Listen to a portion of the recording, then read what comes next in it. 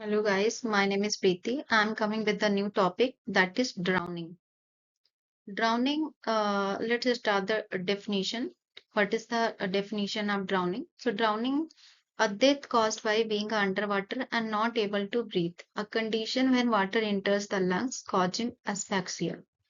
So under water अगर कोई person है जब वो डूबता है तो क्या होता है कि वो पर्सन सांस नहीं ले पाता। सांस ना लेने के कारण उसकी डेथ हो सकती है। बेसिकली ये होता क्यों है क्योंकि अंडर वाटर अगर पर्सन अगर डूब रहा होता है तो उसके लंग्स में वाटर एंटर कर जाता है। वाटर एंटर कर जाने की वजह से एस्फेक्सिया हो जाता है। एस्फेक्सिया मीन्स कि the person is unable to take a breath properly. तो पर्सन अगर प्रॉपर सांस नहीं ले पाएगा तो उसकी अंडर वाटर डेथ हो सकती है। So drowning is a form of asphyxia due to death due to aspiration of fluid into the air passes by submersion of a body in water or fluid medium. So drowning क्या है? एक ऐसा form है जिसमें person जो है वो proper तरीके से सांस नहीं ले पाता है। Person is unable to take a breath, जिसकी वजह से उसकी डेथ हो जाती है। और डेथ हो जाती है क्योंकि वो जो वहाँ का फ्लूइड है वो एस्पायरेट यानी कि अंदर की तरफ उसके लंग्स में फ्लूइड इंटर कर जाता है एंड उसके एयर पासेस में इंटर कर जाता है by submersion of body in water and fluid medium, जिसकी वजह से पर्सन की डेथ भी हो जाती है। सो ड्राउनिंग एक फैटल कंडीशन है, ड्राउनिंग जिसकी वजह से पर्सन की डेथ हो सकती है। Next one is the how can drowning fatal. So drowning कैसे खतरनाक हो सकती है? So drowning when a victim is under water, see he and she can breathe for a few seconds, but after some time the victim struggle to inhale air as long as possible, but as slowly or gradually he and she goes below the water, then the victim start to exhale air and inhale water. So when the victim, होता क्या है कि जब victim under water जाता है तो वो कुछ सेकंड के लिए, सम टाइम के लिए विक्टिम जो है वो क्या करता है, पर्सन जो है वो सफर करता है या स्ट्रगल करता है कि वो सांस लेने में स्ट्रगल करता है। अगर लंबे समय तक वो ज्यादा लंबे समय तक वो गहरी नीचे चला जाता है, स्लोली स्लोली इसको ग्रेजुअली, अगर लंबे समय तक अगर वो सांसें नहीं ले पाता है, और तो फिर क्या होता है कि जो विक्टिम होता है, जो पर्सन है, वो एयर को एक्सेल करना शुरू कर देता है और वाटर को इनहेल करना शुरू कर देता है, जिसकी वजह से जो पर्सन है उसकी अंडर वाटर डेथ हो सकती है।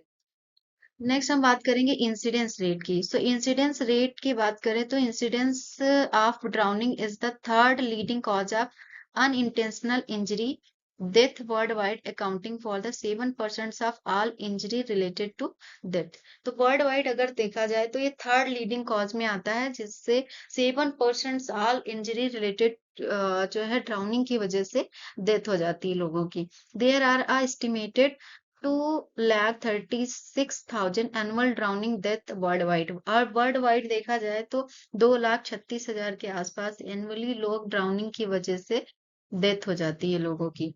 ग्लोबल एस्टिमेट में significantly underestimate the actual public health problem related to drowning. Children, males and individual with the increase access to water are most at risk of drowning. So drowning basically अगर देखा जाए तो जो children's है या जो mails हैं, जो या फिर इंडिविजुअल ऐसे पर्सन है जिनके आसपास वाटर का एक्सेस ज्यादा है, तो उन पर्सन को ज्यादा रिस्क रहता है कि वो उनको ड्राउनिंग को फेस करना पड़ सकता है। नेक्स्ट हम बात करेंगे क्लासिफिकेशन का। तो क्लासिफाइड किया गया है basically it's two type, typical and atypical drowning. जो फर्स्ट है टाइपिकल ड्राउनिंग, इसको हम वेट ड्राउनिंग भी कहते हैं। We can also call the wet drowning. So with typical drowning, obstruction of air passes and lungs by inhalation of fluid and is known as a wet drowning.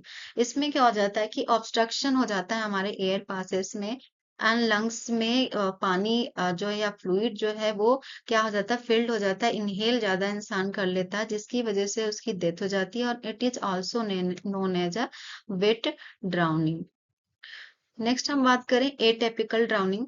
एटाइपिकल drowning a condition in which there is a little or no inhalation of water or fluid in a air passes, that is called the dry drowning. इसमें क्या होता है, इसमें person जो है वो जो है विट यानी कि फ्लूइड उसके लंग्स में एंटर नहीं करती है, in which a very little and no inhalation of water और fluid in a air passages, that is called the dry drowning.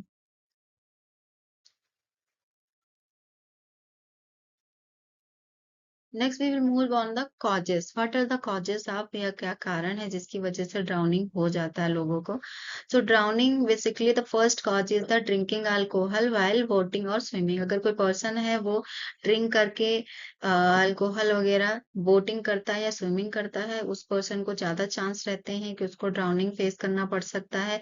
Then blows to head और seizure when in a water. अगर कोई person है, अगर उसका head ब्लॉस कर रहा है या चक्कर आ रहा है या किसी पर्सन को सीजर हो रहे हैं वाटर में, अगर इफ ही डूइंग समथिंग, तो इसकी वजह से भी क्या हो सकता है, उस पर्सन को जो है ड्रॉनिंग हो सकता है। Next one, inability to swim. अगर कोई पर्सन है जिसको स्विमिंग करना नहीं आता है, so he can also get a drowning. And the next one, leaving a small children unattended around the bath tub और पूल्स। अगर कोई पर्सन है, अगर अपने बच्चे को अनअटेंडेड तरीके से अगर प्रॉपर ध्यान नहीं देता और आसपास बाथ टब या पुल्स के आसपास छोड़ देता है, तो ये भी एक बहुत बड़ा कारण है जिसकी वजह से ड्राउनिंग की वजह से डेथ हो सकती है। Next one is the risk factor. क्या क्या रिस्क फैक्टर हैं कि इनको ज्यादा होने के चांसेस हैं। तो risk factor basically age group, मतलब कि बच्चों को ज्यादा होने के चांसेस है। जेंडर में देखा जाए तो फीमेल जेंडर जो है एक ऐसा जेंडर है जिसमें उनको होने के चांसेस हो सकते हैं। एंड एक्सेस टू वाटर, या फिर ऐसे पर्सन जिनके आसपास वाटर का सोर्सेस ज्यादा है, जैसे पॉन्ड्स, रिवर, उन पर्सन्स जो आर पास के लोकेटेड एरिया है उनको चांसेस ज्यादा हो सकता है। फ्लड डिजास्टर, अगर कहीं बाढ़ आ गई है किसी विलेजेस में या किसी कम्युनिटी में, तो उन पर्सन्स को भी रिस्क रहता है कि उन्हें ड्राउनिंग फेस करनी पड़ सकती है। या ट्रेवलिंग ऑन वाटर, अगर कोई पर्सन है वो वाटर्स में, सी और रिवर ओशियन में अगर ट्रेवल करता है, so that person also can get a drowning health issues. Next one is the sign and symptoms. क्या क्या साइन एंड सिम्टम्स हो सकते हैं फॉर ड्राउनिंग के। सो ड्राउनिंग में वॉमिटिंग आ सकती है, blush skin, face and lips हो सकते हैं, पेल अपियरनेस हो सकता है, कोल्ड स्किन हो सकती है, चेस्ट पेन हो सकता है, cough with pink sputum, lethargy person feel करेगा, restlessness and no restlessness. These are the symptoms, sign and symptoms of drowning. Next हम बात करेंगे मैनेजमेंट की। सो मैनेजमेंट, नेक्स्ट हम बात करने वाले हैं मैनेजमेंट की। सो remove the victim from water and give a CPR. अगर आप जो नर्स, अगर आपको लगता है कि कोई पर्सन या कोई पर्सन आपके आसपास ड्राउनिंग से सफर कर रहा है, तो सबसे पहले आपको क्या करना है, विक्टिम को बाहर निकालना है और उसको सीपीआर सीपीआर देना है, विच इज आर्टिफिशियल रेस्पिरेशन। सीपीआर क्या है, एक आर्टिफिशियल रेस्पिरेशन है। कार्डियक, सीपीआर का फुल फॉर्म है कार्डियक पल्मोनरी रिससिटेशन, जिसमें हम आर्टिफिशियल पर्सन को रेस्पिरेशन देते हैं पर्सन के ब्रीथ को रीस्टार्ट करने के लिए। सो तो इसमें हम mouth to mouth breath method का यूज करके पर्सन को रेस्पिरेशन प्रोवाइड करते हैं। So remove the victim from water and give the CPR, which is artificial respiration. The mouth to mouth breathing method is advocated rather than the other method. Other method के according ज्यादा suitable method है कि mouth to mouth उनको breath दी जाए। For mouth to mouth artificial respiration follow the below given points. जैसे हमें कुछ पॉइंट्स हैं, अगर माउथ टू माउथ अगर आप सीपीआर दे रहे हो तो कुछ पॉइंट्स हैं जो हमें फॉलो करने चाहिए। जैसे कि ले Lay the victim on his back, remove the tight and constricted cloth near and around the neck and chest and waist. आपको क्या करना, सबसे पहले पर्सन को लिटाना है बैक के साइड, पीठ के बल। देन उसके जो भी टाइट क्लॉथ या कंस्ट्रक्टेड क्लॉथ अगर उसने कुछ पहन रखा है, basically near to the neck, नाक, गले के आसपास या चेस्ट या वेस्ट के आसपास, तो उसको पहले रिमूव करना है। Then lift up chin and tilt head back as possible. तुरंत हमें क्या करना है, उसकी चिन को लिफ्ट करना है और उसके हेड को टिल्ट करना है, जितना जल्दी हो सके उतना जल्दी। Then pinch the victim nostril with your finger. फिर हमें क्या करना है कि अपने जो विक्टिम्स है उसकी नॉस्ट्रिल को पिंच करना है finger से, then place your mouth tightly over the victim mouth and blow the hard as you can। फिर हमें पेशेंट के माउथ पे अपना खुद का माउथ को उस पे प्लेस करना है और जितना तेज जितना टाइट हो सके उतना बड़ा ब्लो जो है या रेस्पिरेशन उस देना है हमें। Then take your mouth away to allow air to be expelled out from the lungs. और फिर उसके बाद अपने माउथ को हटाना है जिसके क्या हो सके कि जो एयर है वो उसके प्रॉपर लंग तक एक्सपेल्ड आउट हो सके या पहुंच सके। जैसे कि आप इस पिक्चर में देख रहे हो कि पर्सन को पहले हमें क्या करना है, फर्स्ट हमें पर्सन को वाटर से निकालना है soon as possible. Then person को हमें बैक के साथ लेटाना है। देन हमें सीपीआर स्टार्ट करना है। देन हमें माउथ टू माउथ ब्रीथ देनी है। Then the next we will going to discuss the circle of drowning prevention. क्या सर्कल है जिससे हम ड्राउनिंग को प्रिवेंशन कर सकते हैं।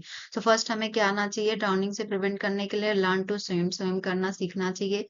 कंस्टेंट सुपरविजन ऑफ चिल्ड्रन, अगर बच्चे आसपास तालाब पॉन्ड या रिवर के आसपास हैं तो उनको कंस्टेंट सुपरविजन देना चाहिए।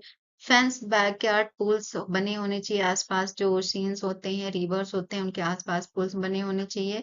वियर अ लाइफ जैकेट, और जब भी आप वाटर या फिर उसमें ट्रैवल करें तो हमेशा लाइफ जैकेट का वेयर करें। लाइफ जैकेट को पहन के ही आप वाटर में ट्रैवलिंग या फिर स्विमिंग जो भी है वो करें, रिवर राफ्टिंग करें। Then swimming in the life guard area, और हमेशा जो स्विमिंग है वो हमेशा लाइफ गार्ड एरियाज में करना चाहिए जिससे प्रॉपर सुपरविजन हो सके।